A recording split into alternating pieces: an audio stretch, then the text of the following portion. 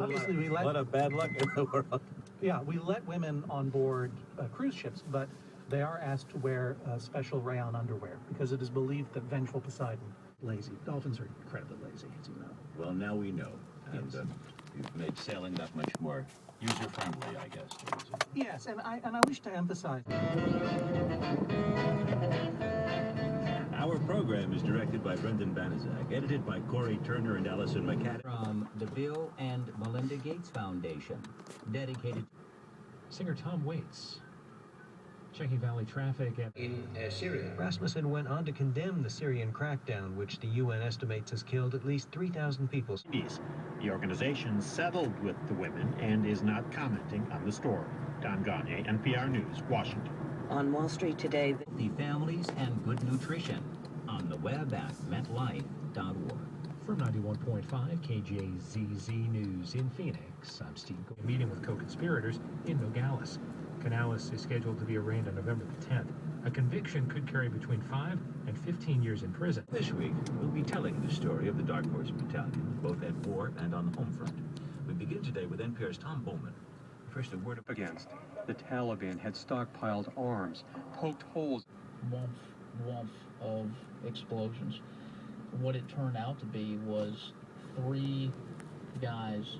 Paperwork, me going to Dover to meet his body, and that's when it hit me, and I just covered my face with my hands and was like, oh my god, and there's no goodbye, and there's no nothing.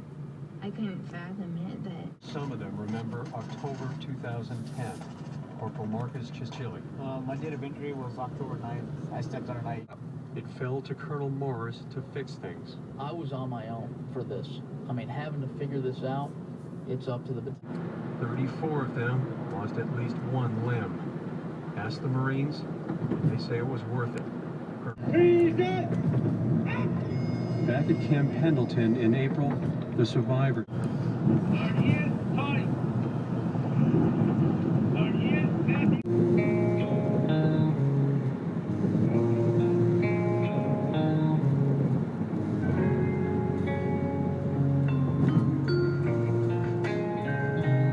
KJZZ.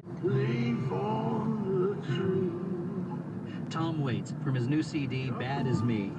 Keith Richards joins him on a couple of tracks, including this one. We hear from Tom Waits on the next Fresh Air. I'm the last leaf on the tree. See this within the next 10 years. I'm talking to Rachel Kaufman, who wrote about it. From NPR News, this is All Things Considered. I'm Robert Siegel, and it's time now for All Tech Considered.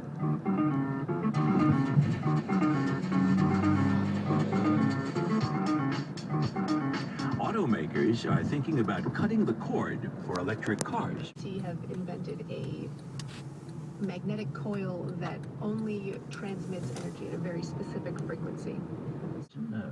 Well, the company that makes it, they have put it into a prototype car and they're driving it around Detroit right now. Mark Shurtleff says the failure of the High Court to take up the issue will leave state and local governments confused about what to do. Clear skies for tonight around the valley. Overnight lows in the lower 60s. After a high of 90, it's 87 degrees at KJZZ. Those efforts had failed. NPR's Jim Zaroli has our story from New York. Corzine is chairman. Corzine had just lost his bid for re-election as New Jersey governor, and he was eager to turn MF Global into a Wall Street powerhouse like Goldman. William Corzine is said to have believed that the crisis was overblown. The firm decided to buck the odds and invest heavily in European government bonds. Sean Egan is managing director of the Egan-Jones rating agency. Egan says the firm